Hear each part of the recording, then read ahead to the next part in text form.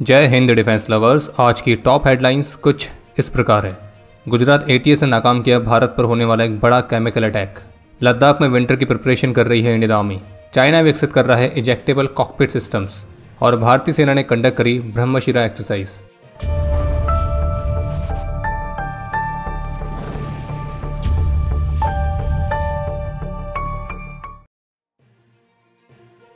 Gujarat ATS ने 3 व्यक्तियों को गिरफ्तार किया है, जिनके नाम हैं डॉक्टर अहमद मोहिद्दीन सैयद, आज़ाद सुलेमान शेख और मोहम्मद सुहेल मोहम्मद सलीम।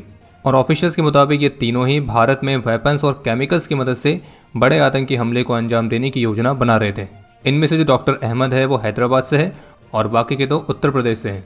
और इंटेलिजेंस इनपुट के आधार पर एटीएस टीम ने 7 नवंबर को पहले डॉक्टर अहमद को गिरफ्तार किया गया और उसके पास से 2 Glock pistols, 1 Barrett pistol, 30 live cartridges और 4 लीटर का कैस्टर ऑयल बरामद किया गया।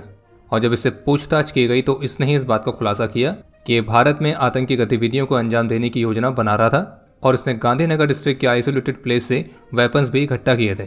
और इसका जो हैंडलर है उसका नाम है अबू खादिजा, जो अफगानिस्तान का निवासी है और आईएसकेपी से जुड़ा हुआ था। और ये पाकिस्तान से भी कई सारे इंडिविजुअल्स के साथ लगातार कांटेक्ट में था। और पूछताछ में इस बात का भी खुलासा हुआ है कि इसने चाइना से एमबीबीएस की डिग्री भी प्राप्त कर रखी है और भारत में बड़े आतंकी हमले को अंजाम देने के लिए ये हाईली लीथल पॉइजन, जिसका नाम है रिकिन, तो उसको तैयार कर रहा था। और उसके लिए इसने ऑलरेडी रिसर्च भी कर ली थी, इक्विपमेंट और रॉ मटेरियल्स भी खरीद लिए थे और इनिशियल केमिकल प्रोसेसिंग को इनिशिएट कर दिया था। और जो सैयद है हाईली एजुकेटेड है लेकिन हाईली रेडिकलाइज भी है। और इस पूरी कॉन्स्पिरेसी के हिस्से के तौर पर इसने फंड इकट्ठा करके लोगों को रिक्रूट करने की योजना भी बनाई थी। और एटीएस ने उन लोगों को भी गिरफ्तार किया है जिन्होंने सैयद को ही वेपन सप्लाई किए थे। और पूछताछ में इस बात का भी खुलासा हुआ है कि जो आरोपी हैं इन्होंने लखनऊ, दिल्ली, अहमदाबाद, तो इन जगहों की सेंसिटिव लोकेशंस की रेकी भी करी थी। और जब इनसे इनके वेपन्स के सोर्स के बारे में प्रश्न पूछा गया तो इन्होंने अपने हैंडलर का भी खुलासा किया, जिसने पाकिस्तानी बॉर्डर के थ्रू ड्रोन्स के माध्यम से हथियारों का कंसाइनमेंट भेजा था। और एटीएस का दावा है कि ये जो पूरा मॉड्यूल है एक बहुत बड़े हमले की योजना बना रहा था, जिसे समय रहते विफल कर दिया गया है। एलएसी के डेप्थ एरियाज में पर्याप्त रिजर्व के साथ ट्रूप्स की रीडिप्लॉयमेंट वाली योजना के साथ जो भारतीय सेना है वो लद्दाख के हार्श विंटर्स के लिए एक बार फिर से तैयार है। और द इंडियन एक्सप्रेस की रिपोर्ट के मुताबिक ट्रूप्स की इस रीडिप्लॉयमेंट के हिस्से के तौर पर इस रीजन में जो हायर रीचेस पर सोल्जर्स की तैनाती है तो उसे टेम्परेरी बेसिस पर कम किया जाएगा, क्योंकि वो जो जगहें हैं वो बर्फ़ की वजह से आइसोलेट हो जाती हैं।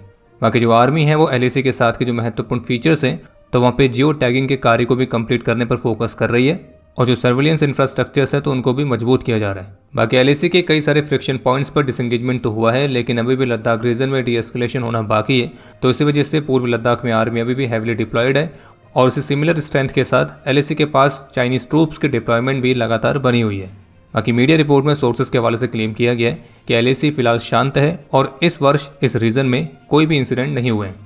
बाकी इंडियन एक्सप्रेस की रिपोर्ट में सोर्सेज के हवाले से कंफर्म किया गया है कि एलएसी को लगातार और व्यापक रूप से मॉनिटर करने के लिए एक कॉम्प्रहेंसिव सर्विलेंस नेटवर्क का इस्तेमाल करना जारी रहेगा, जो कि हर समय आसपास के क्षेत्र में निगरानी करने में मदद करेंगे। और पूरे विंटर सीजन में लेटेस्ट सर्विलेंस डिवाइसेस के साथ बॉर्डर पर डोमिनेशन लगातार बना रहेगा। बाकी हेलीकॉप्टर्स के थ्रू एयर सर्विलेंस सॉर्टीज और ड्रोन्स का भी एक बड़े पैमाने पर इस्तेमाल किया जाएगा। बाकी अगर इस रीजन में जरूरत पड़ेगी तो लिमिटेड कोऑर्डिनेटेड पेट्रोल्स भी कंडक्ट किए जाएंगे।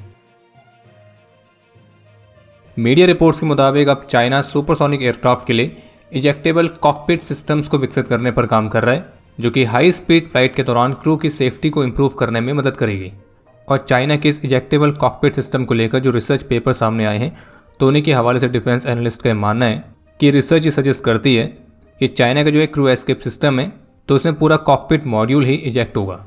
और 2023 में ही unidentified flying dart type aircraft में इसके ट्रायल भी कंडक्ट किए गए हैं। और रिपोर्ट्स के मुताबिक चाइना इन इजेक्टेबल कॉकपिट सिस्टम्स को अपने नेक्स्ट जनरेशन के हाई सुपरसोनिक और हाइपरसोनिक एयरक्राफ्ट के लिए विशेष रूप से विकसित कर रहा है। हालांकि वेस्टर्न कंट्रीज इस तरह की टेक्नोलॉजी को पहले भी बना के छोड़ चुकी है। भारतीय नौसेना की multi role frigate INS Sahyadri exercise Malabar 2025 से पार्टिसिपेट करने के लिए नॉर्थ पैसिफिक के गुआम में पहुंच चुकी है और जिसमें पार्टनरशिप, कोऑर्डिनेशन, इंटरऑपरेबिलिटी तो इन सभी को बढ़ाने के साथ साथ रीजनल सिक्योरिटी को और मजबूत करने पर फोकस किया जाएगा। और इस मालाबार एक्सरसाइज का जो हार्बर फेस है तो उसमें operational planning, discussions, communication protocols alignment और पार्टिसिपेटिंग नेशंस के बीच विजिट्स तो ये सभी शामिल रहेंगी। और हार्बर फेज के बाद सभी पार्टिसिपेटिंग यूनिट्स सी फेज की तरफ आगे बढ़ेंगी। जिसमें शिप्स और aircraft, joint fleet operations, anti submarine warfare, gunnery serials और फ्लाइंग ऑपरेशंस में फोकस करेंगे। इसके अलावा एक अपडेट यह है कि कल 10 नवंबर को भारतीय रक्षा मंत्री श्री राजनाथ सिंह नई दिल्ली में भारत के 16 डिफेंस PSUs के एनुअल परफॉर्मेंस रिव्यू लेंगे, जिसमें भारत के डिफेंस PSUs द्वारा विकसित की गई नई टेक्नोलॉजीज की समीक्षा के साथ साथ एक्सपोर्ट्स और स्वदेशीकरण को बढ़ाने पर भी फोकस किया जाएगा।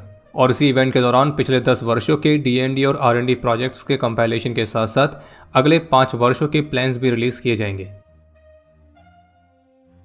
भारतीय सेना ने त्रिशूल एक्सरसाइज के हिस्से के तौर पर रण और क्रीक सेक्टर में ब्रह्मशिरा नाम की एक्सरसाइज को भी कंडक्ट किया है, जिसमें आर्मी के साथ साथ navy, air force, Indian coast guard, BSF और सिविल एडमिनिस्ट्रेशन, तो इन सभी के बीच एक सीमलेस कोऑर्डिनेशन भी देखने को मिला था।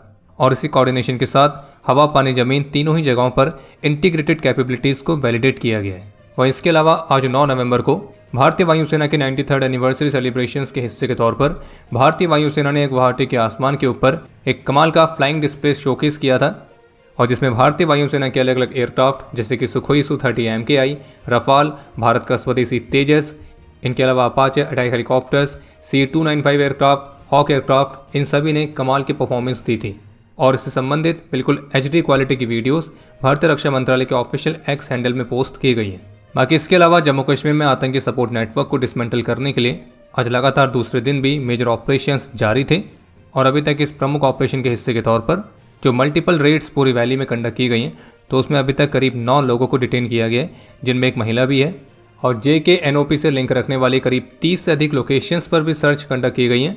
और ये जो ऑपरेशन है मुख्य रूप से क्रेडिबल इंटेलिजेंस इनपुट्स के आधार पर ही लॉन्च किए गए हैं, जिसका प्रमुख उद्देश्य है जम्मू कश्मीर में आतंकियों के लोकल नेटवर्क को डिस्टर्ब करना, जो कि आतंकियों को लॉजिस्टिकल, फाइनेंशियल और आइडियोलॉजिकल सपोर्ट प्रोवाइड करते हैं। और कई सारे ओवरग्राउंड वर्कर्स, सस्पेक्टेड एसोसिएट्स, उन सभी से पूछताछ भी की जा रही है।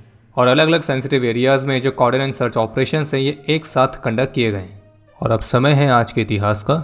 आज के दिन 2018 में पैराट्रूपर हरदीप सिंह ने अपना सर्वोच्च बलिदान दिया था। आज के दिन 1997 में अपने अदम्य साहस और वीरता का परिचय देते हुए मेजर बृज किशोर शर्मा वीर गति को प्राप्त हुए थे, और इन्हें मरणोपरांत कीर्ति चक्र से सम्मानित किया गया।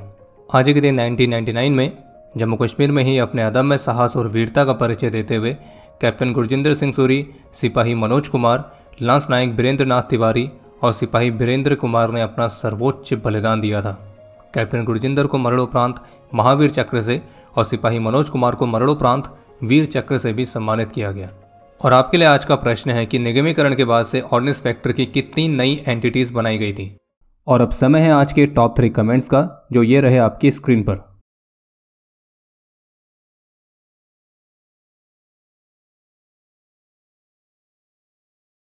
उम्मीद है आपको आज का एपिसोड पसंद आया होगा। पसंद आया तो वीडियो को लाइक करना ना भूलें। आपके कोई भी सुझाव या सवाल हो तो उसके लिए कमेंट सेक्शन ओपन है। और अगर आप डिफेंस रिलेटेड और भी एक्सक्लूसिव कंटेंट में दिलचस्पी रखते हैं तो आज ही प्ले स्टोर से डिफेंस स्क्वाड की सुपर ऐप को डाउनलोड करना ना भूलें। और अगर आप चैनल पर पहली बार आए हैं तो squadron.in पे जाके हमारे नए डिज़ाइंस को भी चेकआउट जरूर करें। बाकी जल्द मिलेंगे नए एपिसोड के साथ। तब तक के लिए जय हिंद, जय भारत।